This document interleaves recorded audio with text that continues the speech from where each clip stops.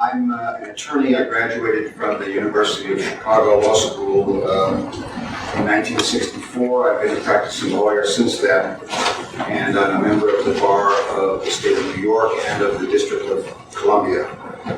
I specialized in the 1970s in military law. I practiced military law in Asia and Europe.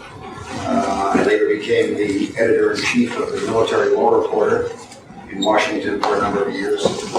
And in the 70s and 80s, I was staff counsel of the Center for Constitutional Rights in New York City.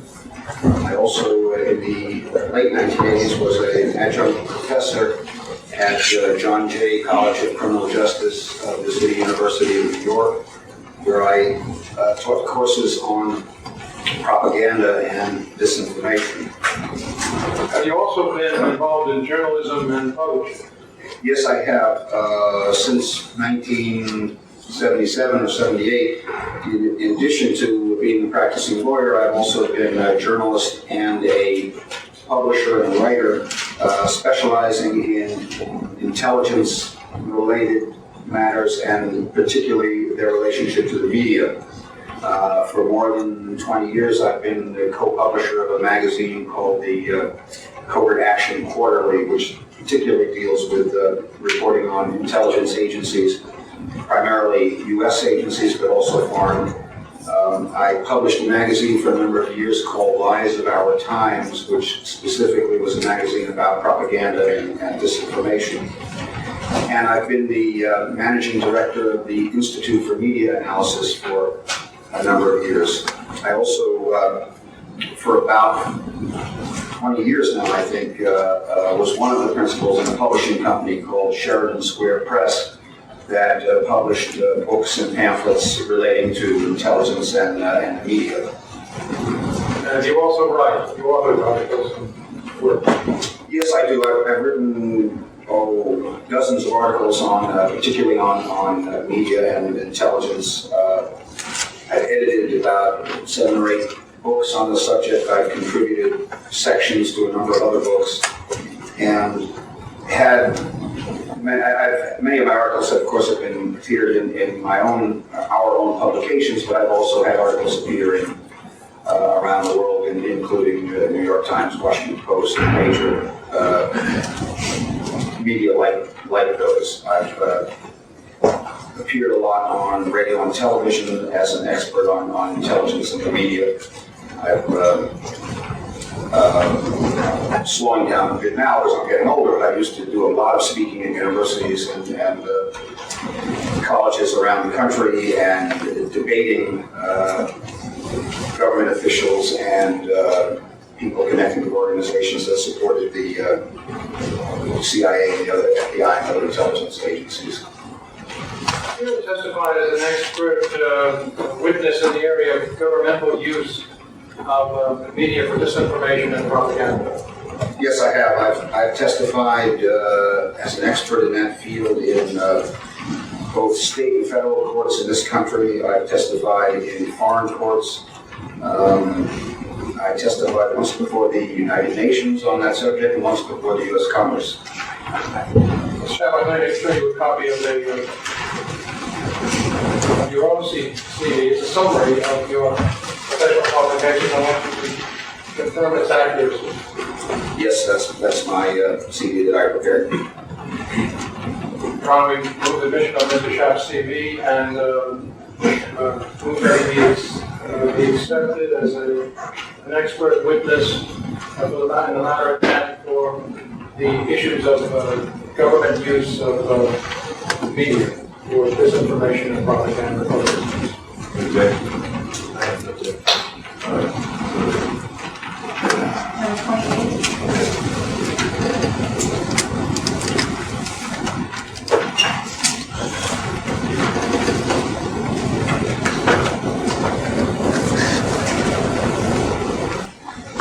the course of your research, have you had occasion to study the use of the media by government agencies? Yes, I have. I've studied many government reports on the subject. Many books have been written about it, articles, and in fact, I've written many of those articles. Can you give the court and the jury a brief summary of the subject, indicating the extent to which this type of activity by government still takes place?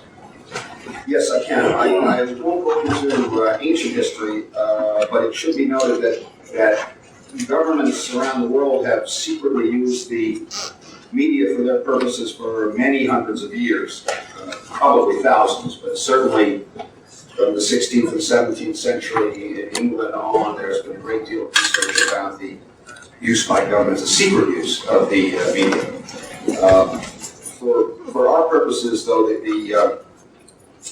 particularly relating to the U.S., the most significant and the first major deliberate program in this country was during World War I, when President Wilson set up an organization called the Committee for Public Information under a public relations executive man named George Creel.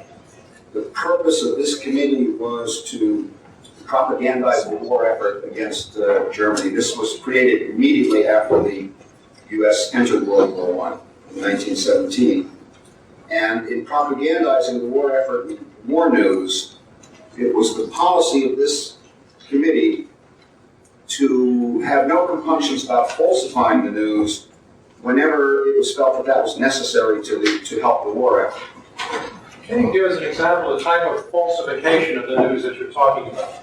Yes, the Committee for Public Information purported very often to release documents, supposedly genuine documents, to the press in order to substantiate whatever particular position the Wilson government might have been taking at the time. And one of the most famous that happened early in its creation in 1917 was a disinformation campaign to suggest that the Russian revolutionaries, Lenin in particular and Trotsky, were actually German agents being paid by the Kaiser.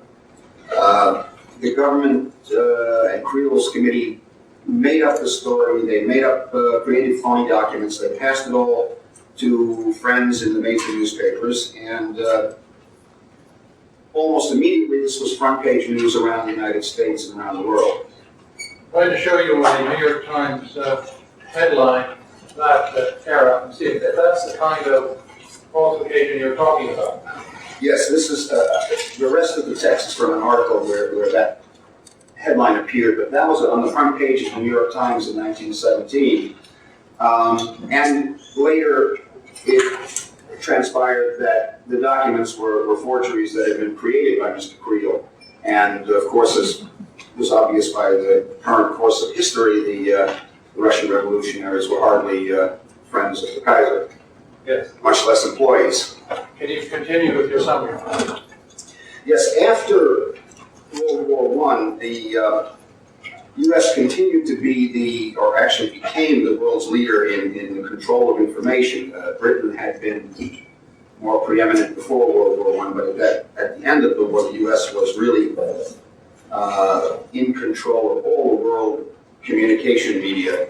And disinformation was used by the government sporadically during the interwar years. It was particularly used in the Red Scares of the 1920s and the creation of disinformation suggesting various opponents of the government were communists. But it wasn't a major aspect of government policy until the advent of World War II. And that was when deliberate disinformation or a structure for emitting deliberate disinformation became very, very important. What happened at that point in history to bring about that resurgence? Well, at the very beginning of World War II, there were really two schools of thought competing, both of which had government agencies. One that was set up was called the Office of War Information, which was a civilian organization, although worked closely with the War Department, as it was then called. And it was headed by a man named Elmer Davis, who was a very famous reporter, a journalist. His philosophy was that the agencies should tell the American people exactly what was happening, tell them the truth. If we lost a battle somewhere in Europe or in the Pacific, we should tell the people we lost that battle. If we won a battle, we tell them we won it. But he believed that in the long run, we would do best by reporting the truth. But at the same time, another key organization that developed during World War II was the Office of Strategic Services, the OSS, which was headed by a military man, William Donovan, who was known as Wild Bill Donovan, who believed the same that George Creel had his philosophy from World War I, which was that you should lie to the people whenever it's necessary, whenever you think lying will help maintain morale and win the war. This struggle was taking place, of course, in the context of World War II, and Donovan won, both with President Roosevelt and after with President Truman.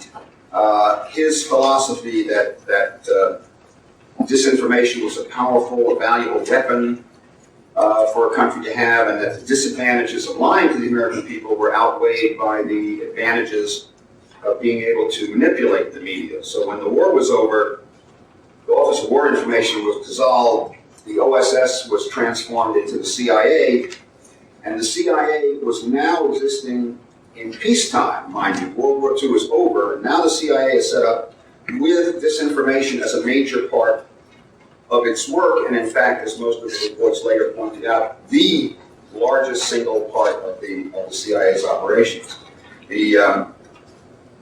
Within the government, at least, the acceptability of lying to the public became very widespread and acceptable even in time of peace. There had been people who felt, well, it's one thing when you're at war, but even in time of peace, it became acceptable, and it spread from other agencies, including the FBI, which also began to engage in media manipulation in a very, very large way. So, in addition to being a wartime strategy, with respect to the security of the nation and the propagation of falsehoods in times of war, this tactic started to be used in peacetime. Exactly. That was the major difference. Certain things were much more acceptable or expected over the course of history in time of war, and were generally supposed to stop when the war was over. Now, there were people who argued in the late 40s that the Cold War was a war, just like a hot war, and that was the war that was on, and that was why we had to do this. But what really happened is there were not battles being waged between soldiers. There was not a hot war going on anywhere, and yet the infrastructure that had been set up to spread this information, to be able to lie, became institutionalized and became operating at a greater and greater level. Mr. Schaap, how is it that some individuals like yourself have become more aware of these kinds of practices in our lifetime, while the mass of the population has not? Well, it's mostly because by coincidence there were a number of factors that came together mostly in the 1970s, leading to major congressional investigations of these activities, leading some newspapers to fund serious, in-depth investigative reports. And in the middle and late 70s, there were a huge series of congressional reports on intelligence activities, a whole section of which was devoted to media activities. And then there were major exposés in the New York Times and the Washington Post. It was sort of the Watergate mentality, I guess, that allowed this to happen. There was a window of a few years when exposing government misconduct, particularly past government misconduct, and as far as the government was concerned, the older the better, but at least there was a window of opportunity where this was acceptable even within the mainstream, the establishment press. It was not frowned upon as much as it might have been at other times, both before and since. Before we go into some specific instances of this or details, can you explain to the court that really how does disinformation work, and why is it so successful? Well, you have to understand first the target of propaganda, of disinformation. the consumer of the false news, so to speak, is in what we're talking about is the American public in general, and sometimes the public overseas. Disinformation is almost always, by definition, about things that the average person has no separate personal knowledge of, otherwise it couldn't really work. I mean, you can't fool the people you're talking about. You can fool the other people who don't know about it. You're not trying to fool the people you're talking about. The simplest example is during the Vietnam War, when there was a massive bombing campaign and the U.S. was bombing Cambodia. President Nixon and Secretary of State Kissinger repeatedly made public statements that we are not dropping bombs in Cambodia. Well, you couldn't fool the Cambodians who looked up and saw the bombs fall in their backyard. They knew you were bombing Cambodia. But the American people, by and large, accepted these statements as truth, and in fact, that was a disinformation campaign that was later admitted. We're talking about things that the public has no separate knowledge of. And it's also reinforced by the fact that the Americans generally tend to believe what their government tells them, to believe that government officials on all levels generally tell the truth. And that, if you have that absence of skepticism, it's a major plus for the disinformationists. And it's very, very unusual around the world, other than in the United States. In most other countries, particularly in Europe, it's much more the opposite. People tend, on average, to be very skeptical of their government. If the Italian government issues a statement, the average Italian on the street will say it's probably a lie, until you can prove to me otherwise that it's not a lie, because governments lie. That's what they sort of expect them to do that, whereas Americans don't expect that. The average American would hear something from the government, or hear the news on television, and assumes that what they're hearing is the truth unless they're shown otherwise. They assume that almost nothing is ever a conspiracy. In Europe, it's very much the opposite. Anything happens, they tend to think it's a conspiracy unless you show them there wasn't a conspiracy. I mean, after all, conspiracy just means, more than one person being involved in something. And if you stop to think about it, almost everything significant that happens anywhere involves more than one person. Yet here, there is not a myth really, but there's just an underlying assumption that most things are not conspiracies. And when you have that, it enables a government which has a propaganda program, has a disinformation program, to be relatively successful in having its disinformation accepted. The other reason why it works, even though, as we know, there are people who know it's not true. Somewhere they know you're lying about something. But another reason it works is that disinformation is very, very effective over time. The longer that you, whoever you are, can control the spin on the story, the more that spin becomes accepted as the absolute truth. And in this country, the government has a great deal of power and influence over that spin. Why is it so effective over time? Well, this is an area where I had to consult with other experts because it turns out really to be a neurological function. And I was supposed to explain to me by a professor at Harvard Medical School, and it has to do with the way the human brain remembers things, the way we learn things, the way we create patterns and associations and reinforce, it's sort of like channels in the brain that when certain things trigger certain collateral thoughts. And when you associate one thing with another, over time, just the mention of the one brings the association of the other. What this sometimes means is that even when something is later exposed as a lie, if it was accepted as the truth for a long time, the exposure of it as a lie is not believed. It's in one ear and out the other. The best example that in my field is one that John Stockwell reported on. He was a CIA officer in Angola, for Angola. They were based, the CIA station was based in Congo. And when the Cuban troops were sent in to help the Angolans fight the South Africans during the early and mid-70s, the CIA's task was to try to discredit the Cubans and do whatever it could to make people around the world think it was a terrible thing that the Cubans were helping the Angolans. So Stockwell's group in Congo sat down and one guy says, well, let's think of something terrible we can say that the Cubans did. And another guy says, hey, why don't we say they're raping Angolan women? That'd be a great thing to say.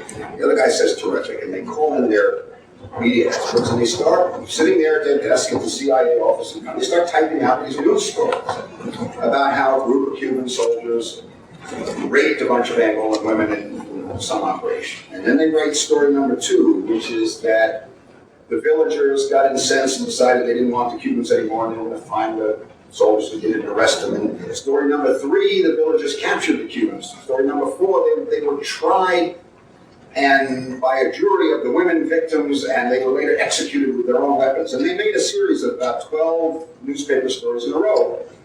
And with one phone call and one visit, it went over the wire services, it went into Europe, it went into the United States, it went around the world. And for about a 6-month period, there were all these stories about the horrible Cuban rapes in Angola.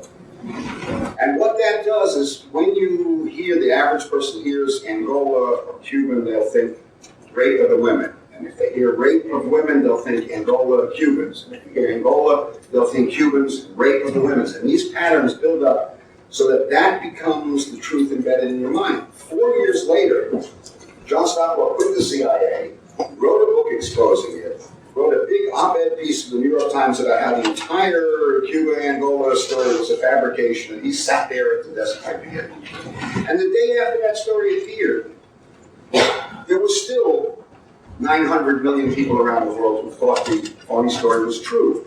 Because when year after year after year you hear that something is the case, one story, one day saying, hey, the whole thing was a lie, and it doesn't register on the brain. It can't beat those patterns that have been built up. Let's go back now, take the example, let's go back down to the general area of intelligence, because all of this activity is useless unless there's a structure into which it fits and which it can be put out. We deal with the kind of structure of media operations that puts out this kind of disinformation. How extensive is it?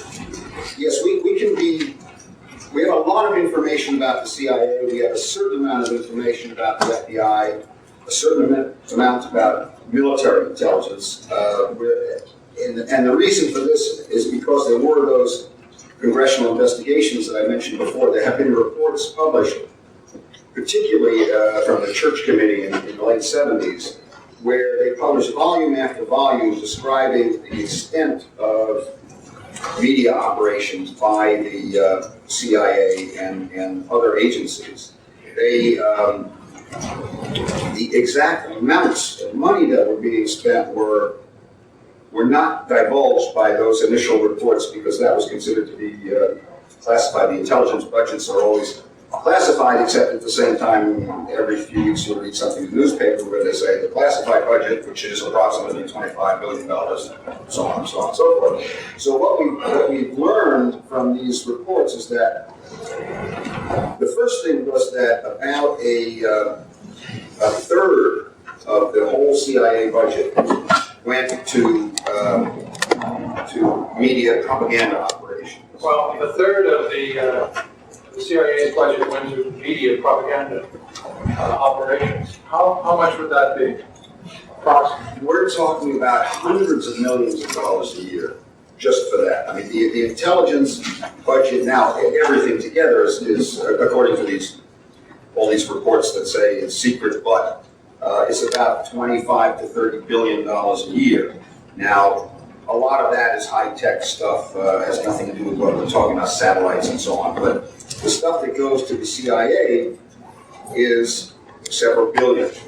And when you factor out overhead and things like that, you've got your operational amount. Most of the estimates suggest that hundreds of millions of dollars, close to $1 billion, are being spent every year by the United States on secret propaganda.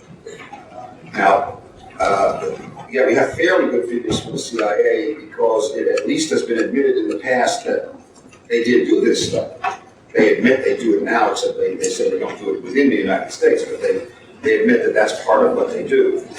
The FBI is much harder to get figures for because they don't generally admit to conducting media operations, and unless and until something gets exposed and they have to admit that particular operation, they deny to an extent where it's really hard to try and estimate how much money is being used by the FBI and by the military intelligence agencies. But it's sort of clear that hundreds of millions of dollars a year are being spent by various aspects of the government on deliberately creating and spreading lies. Before we get into the specifics of media operations related to the Martin Luther King case, James Earl Ray, can you give us, just to finish the background, can you give us some idea of the influence that the CIA and the FBI had over the media?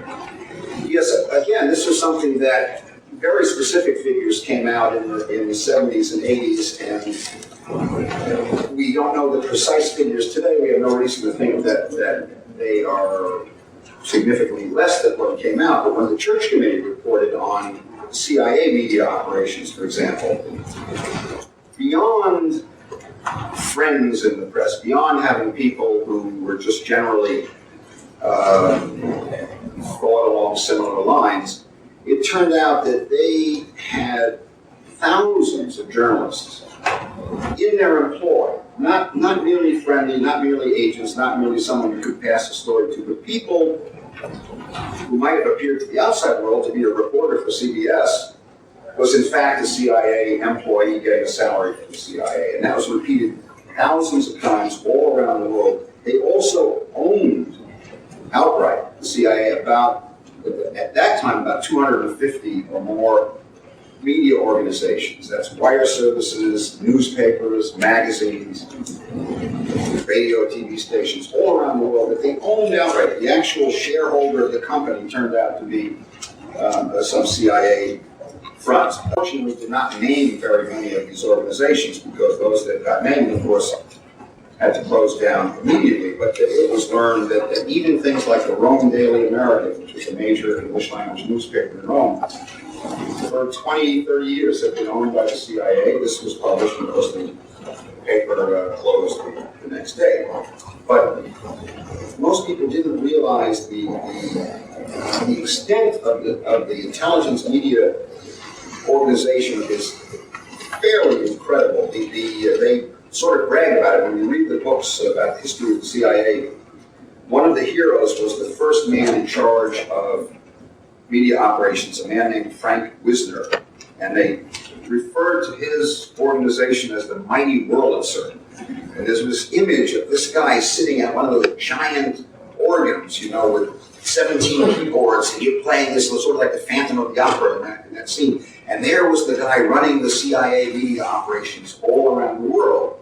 And he really was, because every single city of any size on Earth, he had some employee who was supposedly worked for a newspaper or a magazine or a radio station or a wire service. And they could get stories anywhere. Can you give just one or two more specific examples? Yeah, there was one, actually in an article that was published, written by a former CIA officer named James Govt, who was not in the propaganda division. He was in finance, but he was so amazed he wrote a little article about this. He was stationed in Japan one time, and there was a big debate raging there over whether nuclear-powered ships should be allowed to dock in Japanese ports. It's always been a very touchy issue, and at least since Hiroshima, it's been a very touchy issue in Japan, even peaceful uses of nuclear power. And the U.S. line was to promote the docking of nuclear power ships because the U.S. had more and more of them.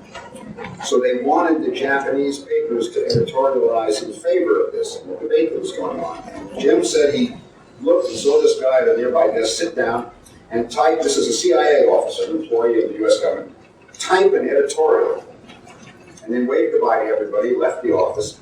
The next morning, that appeared as the editorial, the lead editorial in the largest newspaper in Japan. Now that level, they didn't go to a friendly publisher and say, gee, we sort of like it if you could maybe do something a little bit favorable to this issue. They wrote the editorial, they handed it to the guy, and the next day, in Japanese, it appears in the paper.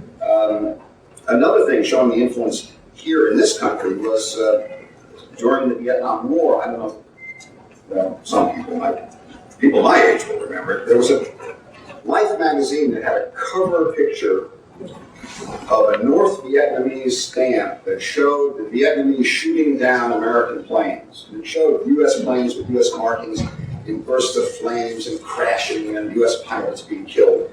And it was a pretty bizarre and gruesome set of postage stamps. And there was a whole story in there basically trying to give the line that the Vietnamese were glorifying the killing of Americans, and they thought it was so great to kill Americans that they were putting it on their postage stamps.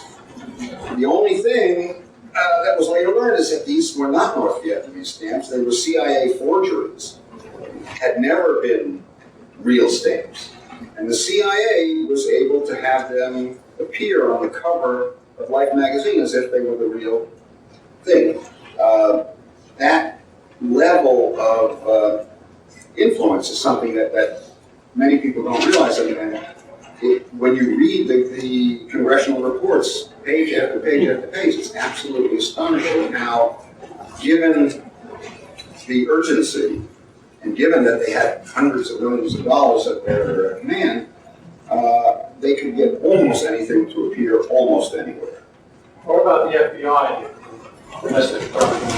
Well, the FBI, there's much less documentation, again, because the official position is that the FBI doesn't do this, whereas the official position is that the CIA does do it, although they tried not to talk about it. But what did come out in the congressional reports primarily is that a major FBI division, it was called the Crime Reporting Division, was theoretically supposed to keep track of how federal crimes were being reported. Why that was their business, I don't know, but that's what its theory was. But in fact, what it was doing was a whole division set up to keep track of journalists and reporters and magazines and newspapers to decide who could be counted on to write stories that the FBI wanted written, who would slant stories the way they wanted it. The question of whether these particular reporters were actually FBI employees, like so many were CIA employees, is unclear. That's never been admitted by the government that the FBI actually took its own employees and had them get a job as a correspondent on a newspaper. That's it. Whereas we know that the CIA did that in many, many places. There's no reason to think they couldn't have done it, other than the fact that it hasn't yet been exposed. But in any event, there were significant pressures available to the FBI to use their friends. And the Church Committee report gives many, many examples, copies of memos from Hoover on down, where there'd be a thing attached and said, get this information to our friends at the Copley News Service, get this information to our friends at Reader's Digest, get this to our friendly AP reporter, and so on.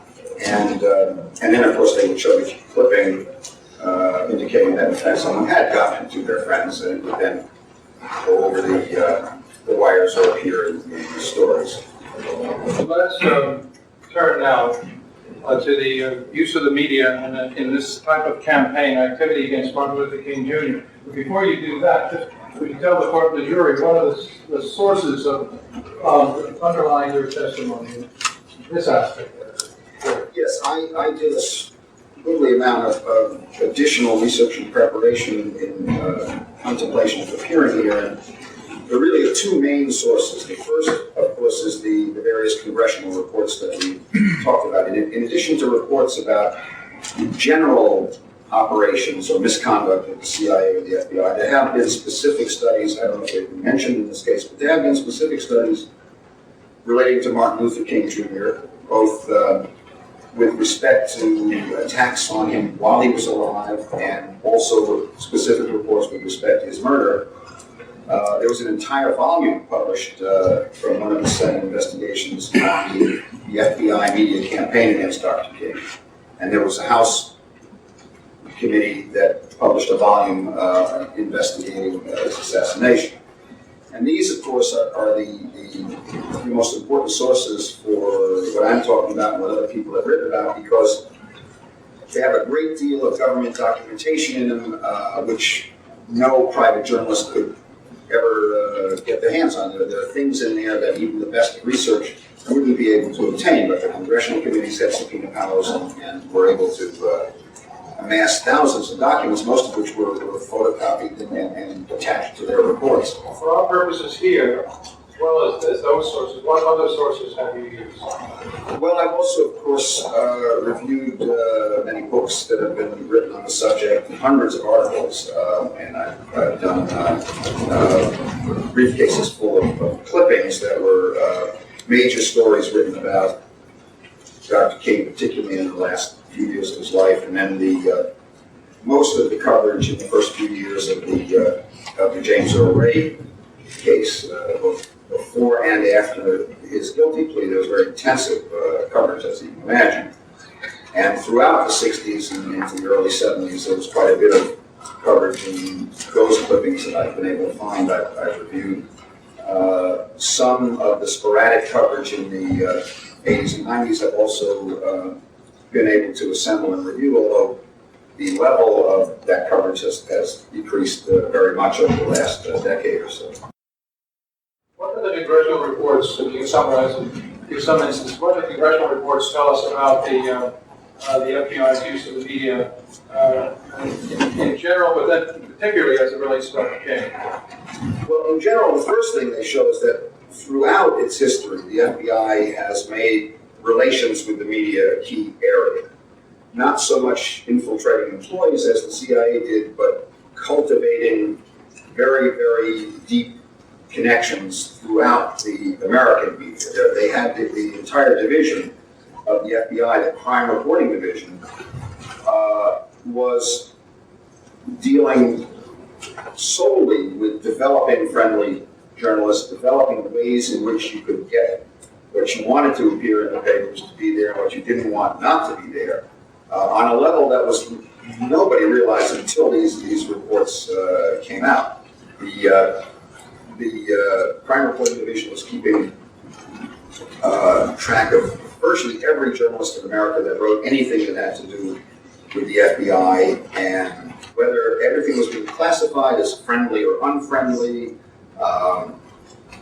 Of course, somewhat complicated because it generally meant, did J. Edgar Hoover like what they wrote or not like what they wrote? And practically the opinion of nobody else at the FBI mattered while Hoover was alive. But he kept charts on every significant journalist as to who was helpful. And when you look through the reports and the documents that come out, you'll see statements by Hoover and his immediate subordinates.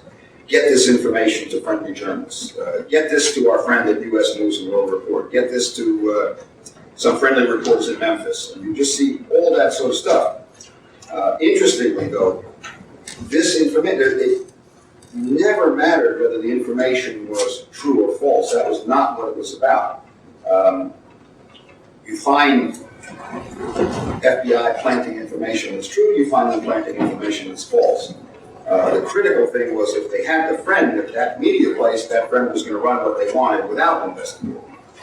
Could you just cut through, tell us what the Church Committee said about COINTELPRO reports and explain to the court of the jury what the COINTELPRO activity? COINTELPRO was counterintelligence program, and that was the major FBI program to counter what it conceived to be threats to American democracy, and it was, at least in my opinion, rather paranoid what it considered threats. It had divisions trying to operate against communists, against socialists, against left, against the old left, against what they referred to as black nationalists, what they referred to as hate groups. They had a separate section just on the Nation of Islam. They had a separate section on the civil rights movement. They had a hybrid program on COMINFIL, which was to deal with the possibility that communists were infiltrating non-communist groups. So they're in one section trying to disrupt groups they felt were communist influenced or dangerous, and another one trying to infiltrate groups or find out about groups that they thought other people were infiltrating. Basically, they, and of course you have to understand that the counterintelligence program was really a misnomer, because counterintelligence normally means you're trying to find things out. Counterintelligence officers in wartime and espionage are supposed to be finding out information, but these were active committees, not passive. And what counterintelligence programs were overt attempts, sometimes very, very complicated operations, to disrupt organizations which they felt were a threat, regardless of whether the organizations were committing any crimes. And the irony of this is that while the FBI theoretically was supposed to limit itself to investigating crimes, and federal crimes at that, it basically took the position that, thinking bad thoughts was a crime, or if you didn't like the current government of that day, that was a crime, and if J. Edgar Hoover decided the group should be disrupted, then COINTELPRO would sit down to figure out how to disrupt it. Where was Dr. King in this constellation? How did they regard him, and how was he targeted? Well, he was just about the top of the list in terms of J. Edgar Hoover for reasons that are still unclear.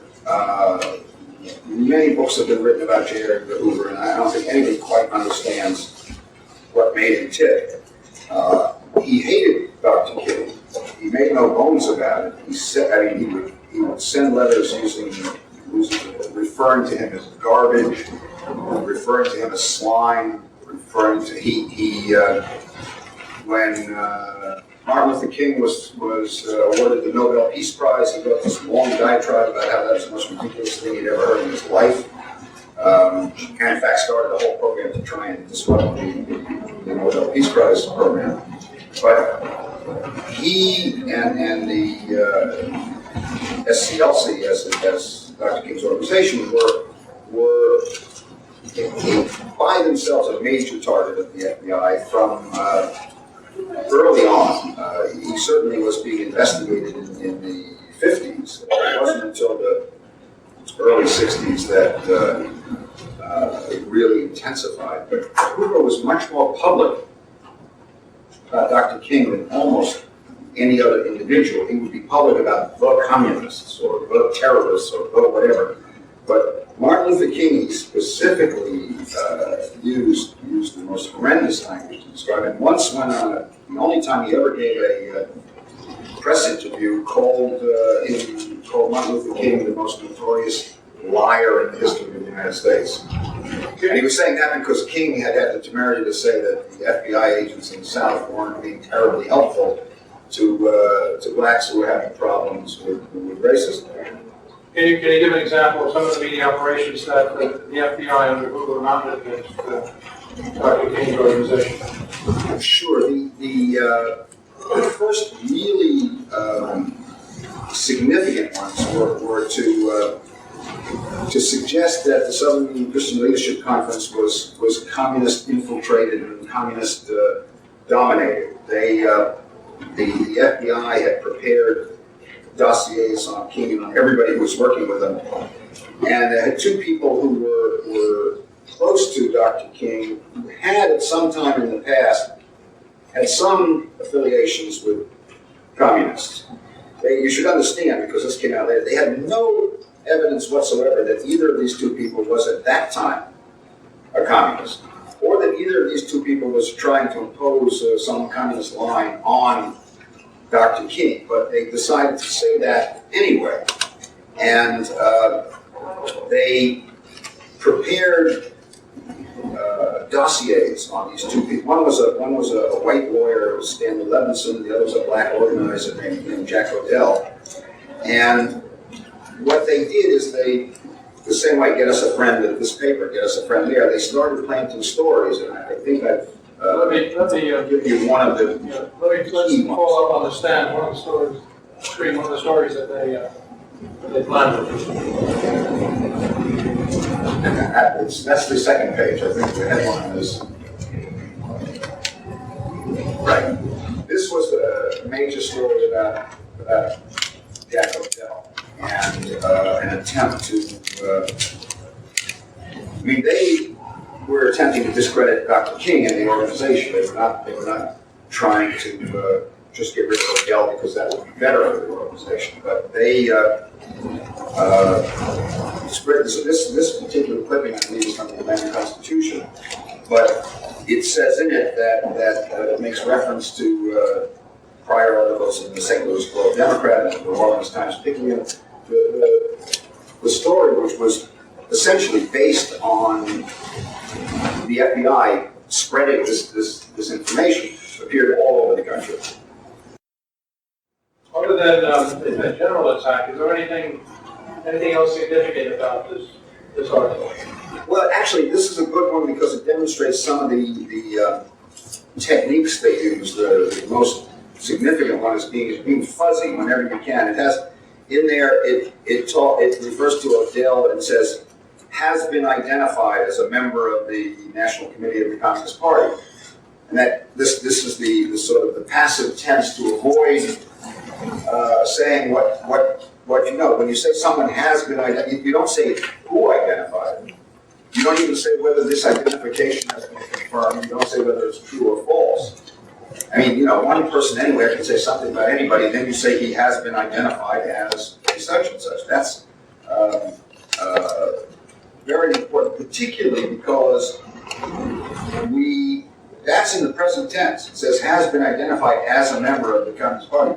We know now that at the time when the FBI gave this information to his friend, they knew that was untrue. Because they knew, whatever might have been 10 years before, they knew at that time that he was not a member of the Communist Party, and yet they sent out this information saying he has been identified as a member of the Communist Party. Is this a part of a broader effort on the part of the FBI to discredit the black movement and to tie the civil rights movement to communists generally and communist infiltration? Very much so. It was one of the few instances where Hoover actually testified before Congress and allowed the testimony to be public. The line was that the black movement, the civil rights movement, was being exploited by communists.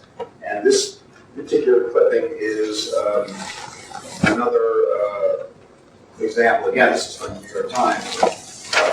Of this program. These are all, despite the fact that many of them have bylines, although this one does not have a byline. These are all based on material packets, press packets almost, that were prepared by the FBI and given to their friends in these stories.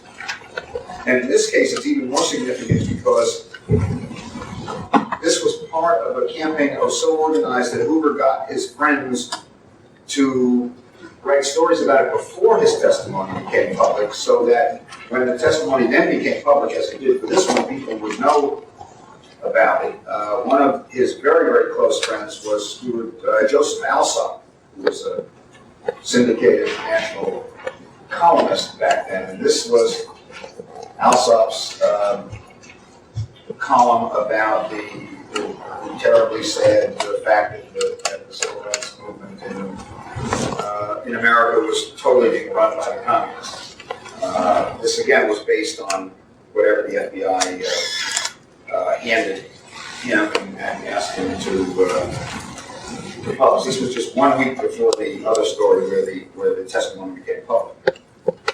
Well, there was an escalating battle between Hoover's FBI and Martin Luther King's SCLC and civil rights and then anti-war activities. How did it intensify from the standpoint of media operations against Dr. King? Well, the first real escalation was in late '64, when I mentioned before that Hoover gave a press conference and called King the most notorious liar in the country. This was sort of shocking. It was shocking that he said it. It was shocking that he said it in the context of a public meeting with journalists, and it appeared all over the country, and the whole conference was reprinted in U.S. News and World Report with a tape. In fact, the tape was originally used, and this was one of the things that the House Committee found the most outrageous, in an attempt to try and drive Dr. King to commit suicide. Shortly before he went to get the Nobel Prize, the tape was mailed to him with a long letter, basically saying, if you don't kill yourself, we're going to make this public.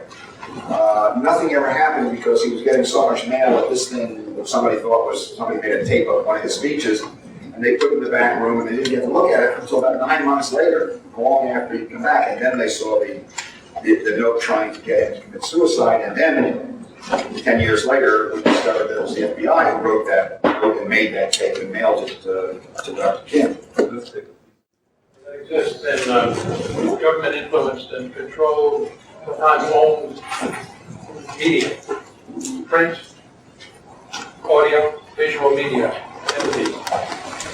And how that infrastructure gets focused on opponents of the United States, such as Martin Luther King. Do you see how this incredible power was brought against Dr. King and intensified against him during the last year of his life? Yes, I think the main reason for that was very, very specific. There was one speech that Dr. King gave in April of 1967 at Riverside Church in New York City, where he came out against the war in Vietnam.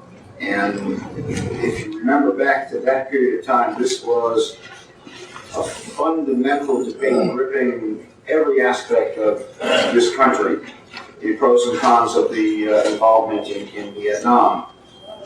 And when Dr. King came out against the U.S. involvement there, this was immediately accepted by J. Edgar Hoover as proof that he was a communist, proof that he was a terrible person. But did this have the effect of unifying all of the forces, all of the intelligence forces of the United States?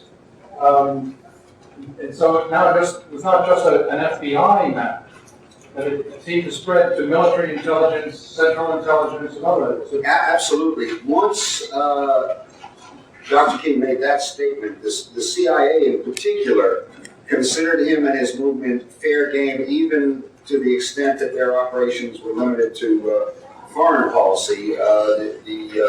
Again, because of the congressional investigations, we know that the CIA, which people thought did not operate domestically within the U.S., had a huge domestic program called Operation Chaos, which was designed to counter opposition to the Vietnam War. And even though they later admitted it was illegal and later admitted they shouldn't have been doing it, there have been whole books of congressional reports about all the Operation Chaos activity in the United States, and what they call black nationalists were a specific target of that campaign. This continued to 1968 and his activities with the sanitation workers strike here in Memphis and his planning for the Poor People's Campaign in Washington. Absolutely. The campaign against Dr. King's activities went up to the very last day of his life. In particular, on his involvement with the strike in Memphis, the FBI decided at that point to try to spread stories that he was encouraging violence. One of the key articles was in the Christian Science Monitor in the end of March of '68. And again, gives all of the themes that the FBI wanted planted, particularly about violence. The article uses bizarre language for something about a small strike in a medium-sized town that was something, but was not like an earth-shaking event. This was a sanitation worker strike, and this story refers to it as a potentially cataclysmic racial confrontation. Not quite World War III, but along that kind of language. And the stories that began to appear, and this is just before Dr. King was killed, were suggesting that he was closely allied with violent forces. Mr. Schaap, this court in hearing heard testimony from a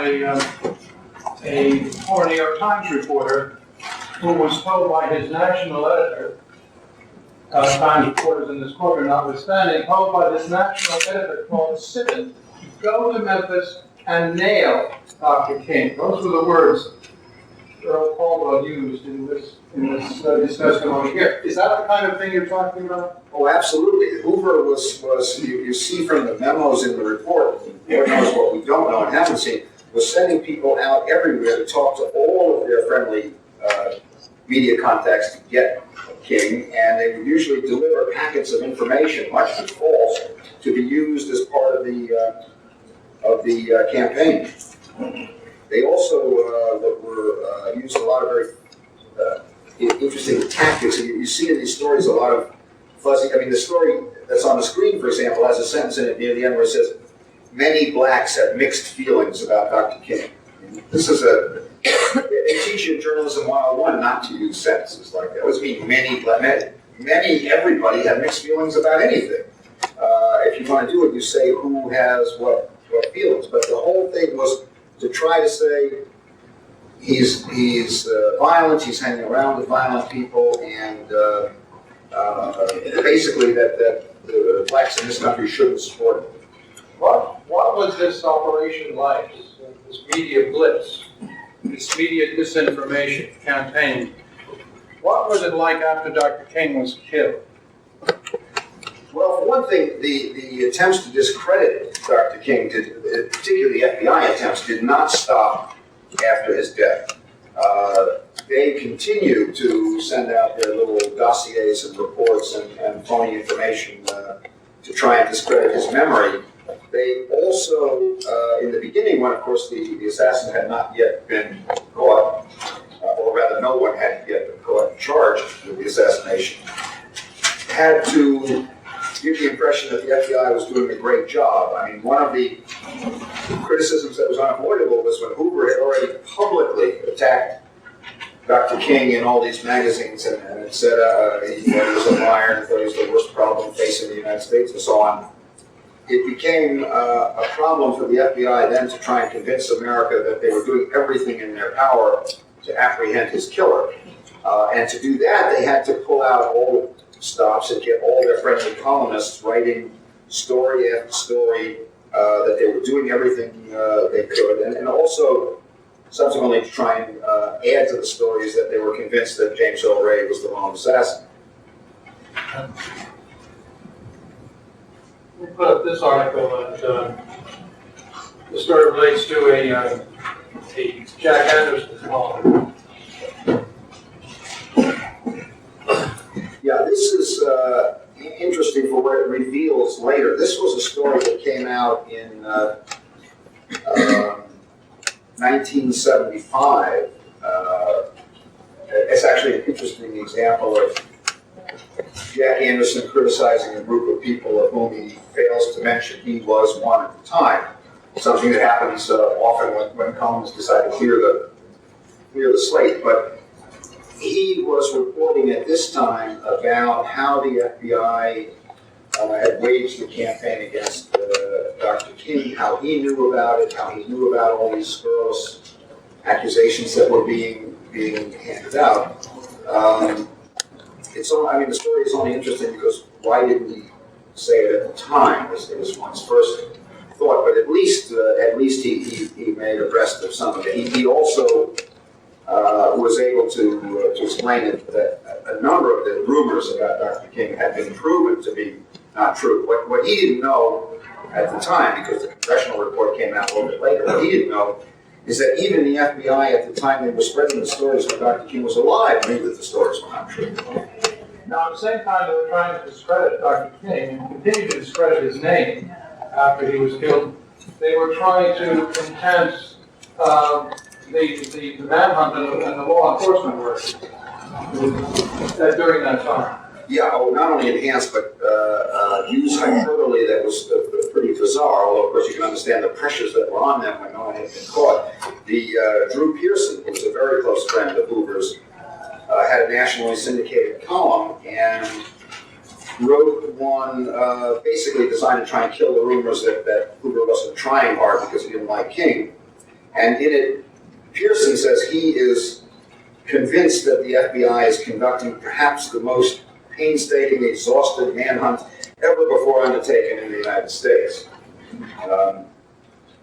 How he would know is beyond us, but that's clearly what Hoover told him to say. They also, I don't have the clip in here, but they also had another one of their very close operatives, Jeremiah O'Leary, who was then with the Washington Star, did an article for the Reader's Digest, and he went one beyond Pearson and said it was the greatest manhunt in law enforcement history in the world. So he was now saying this wasn't only the greatest manhunt in America, it was the greatest manhunt ever anywhere. There were a whole series, and of course when Ray was arrested, then there was a spate of sort of self-congratulatory columns done by the same friends of the FBI showing what a wonderful job they had done. Are there any other aspects of this coverage after Dr. King's death that were including media operations? Well, there certainly are, in my opinion. At this point, once we get beyond the things that have been admitted in the congressional reports, I'm drawing my conclusions based on my own experience and expertise, but it certainly seems clear that there were media operations around not only that the FBI had done a wonderful job, but also on the campaign to demonstrate that not only that James Earl Ray had done it, but that he had acted alone. What are the possible operations that you actually see? Well,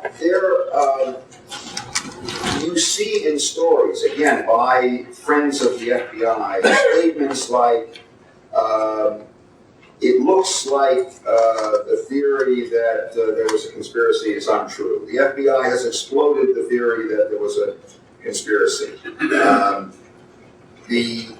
Even people who had a written, see, they got caught a little bit because in the beginning they were planting stories that had conspiracy. I mean, there was a story that the FBI planted at the very beginning saying that Dr. King had been killed by the husband, by an irate husband of a lover of his. Now later, it turned 10 years later, we saw that this was invented and they had made up this story. But then they were so stuck because if you're saying that Ray was hired by somebody else to do it, that's a conspiracy.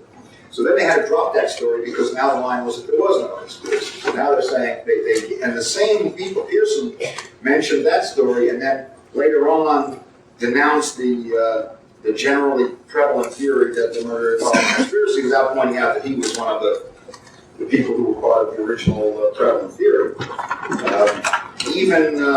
Particularly actually after the guilty plea, it got, there was no longer a judicial proceeding going on about which they could feed the stories they wanted to. They still felt a compulsion to periodically come up with stories that there was no conspiracy, there was no plot. The one on the screen being another one of these examples. Well, this is the continuation of the lone killer, lone nut gunman that had to be perpetuated throughout the period of James Earl Ray's incarceration. Absolutely. It never, because Ray insisted virtually from the day of the plea that there was a conspiracy, they felt compelled to continue to plant these stories. They went on for a number of years at a very intense level, and then it sort of petered off. But in the first year after the the plea of guilty, Anderson wrote a number of columns saying it just wasn't any conspiracy. Max Lerner wrote a column saying Ray was the killer, there's nothing to the conspiracy theory. Another example of how they fuzzied it was even at the time of his plea, there was a story on the Washington Post, which I think I've given you a copy of, where they said, no evidence of any plot, jury is told. Now, that isn't really what the jury was told, if you read the story, is that the prosecution was not presenting any evidence of a plot, which is very different from saying, of course, they didn't present any evidence that there wasn't a plot either. And yet, if you look at that headline, it looks like something has been said and done in court showing a jury there was no plot. And that's not what happened. It wasn't discussed either way. And there was a story, I believe, the next week in the Washington Post where the title of the story was Ray Alone Still Talks of a Plot, which again, journalistically was ridiculous because there were millions upon millions of Americans talking about whether there was a plot. And the story was, tries to create the impression that James Earl Ray was stark Asian man, was the only person in America who thought there might have been a plot. That campaign went, and in fact, they then said, well, what we really meant was that he's the only person who's officially involved in the proceedings who thinks there's a plot, everything else doesn't. And even that wasn't true because the next day there was a story in the papers that the judge here, the judge at the time, Judge Battle, wasn't sure and thought maybe there had been a plot, and it certainly made it clear that under Tennessee law, if co-conspirators came up or were arrested or indicted, they would be subject to trial. Let me pass this article to you.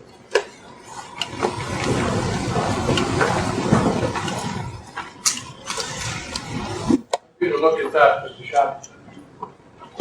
That's an article that appeared in the New York Times on the 17th of November, 1978, right at the time when the Moultrie brothers were being questioned and examined in public before the House Select Committee on Assassination. And that article speaks of an independent investigation of the New York Times, by the New York Times, and the FBI, and the Select Committee, into an Alton, Illinois bank robbery, an investigation which never took place, as has now been established. Is that an example of the type of disinformation that one finds in an attempt to train the public mind? Well, absolutely. Given the fact that subsequently it was shown that they were not suspects in that robbery, the first thing it means is that the reporter is saying some things which had to have been simply fed to him and not checked. Because if you're saying something happened, which in fact very, very basic journalism would have proven didn't happen, you are either doing it on your own to spread some disinformation, which is extremely unlikely, or you're being asked to put a spin on something that you know is going to be coming out. I don't know what happened in Alabama, Illinois, but if, as I understand there's been testimony, it is clear that the Ray brothers were not suspects in that case. This story is clearly disinformation because it's designed to make it appear not only that they were suspects in that case, but that they did it. And to make it appear that two investigations confirmed that. Whereas, since we know it wasn't true, it's impossible that either investigation could have confirmed it. Let me ask you, finally, this has been a long road. How you regard, and what is your explanation for the fact that there has been such little national media coverage of this trial and this evidence and this event here in this Memphis courtroom, which is the first trial ever, to be able to produce evidence on this assassination. What has happened here that Muddy Wurlitzer is not sounding, but is in fact totally silent, almost totally silent? Oh, but as we know, silence can be deafening. Disinformation is not only getting certain things to appear in print, it's also getting certain things not to appear in print. I mean, the first thing I would see as a way of explanation is that incredibly powerful effect of disinformation over a long period of time that I mentioned before. For 30 years, the official line has been that James Earl Ray killed Martin Luther King and he did it all by himself. That's 30 years, nothing like the short period when the line was that the Cubans raped the Angolan women. But for 30 years, it's James Earl Ray killed Dr. King, did it all by himself. And when that is imprinted in the minds of the general public for 30 years, if somebody stood up and confessed and said, "I did it, Ray didn't do it, I did it. Here's a movie, here's a video showing me do it," 99% of people wouldn't believe it because it just wouldn't click in the mind. It would just go right. It couldn't be. It's just a powerful psychological effect over 30 years of disinformation. It's been imprinted on the brains of the public. Something to the contrary couldn't be. Not only psychological, but weren't you also saying neurological? Yes, that's what I'm not a doctor, but what I understood is that the brain's patterns of thinking are a physical aspect of the human brain. That's how we develop patterns of thought, how we develop associations. Then, of course, the mighty Wurlitzer we talked about is still there. It's still playing its tune, and even though you might think 30 years is a long time, that almost everybody who might get in trouble is probably dead by now. That's not how it works. The people obtain influence, people make vast sums of money through this propaganda. Those people pass that influence on to others, they pass the money down the line. And all of that can be at risk for a very, very long time. There are documents from the investigation of the assassination of Abraham Lincoln that are still classified. Don't ask me why, but they were originally sealed for 100 years. And then in 1965, President Lyndon Johnson said, well, it's so close to the Kennedy assassination, if people read the Lincoln documents, it might make them think funny things about Kennedy, so he classified them for another 50 years. So now the grandchildren of anybody around when Lincoln was around are long dead, and these documents are still classified. And we're talking today about a case that's 100 years more immediate than Lincoln, and the establishment is still the establishment. Mr. Schaap, thank you very much for joining us this afternoon. Thank you. Nothing further.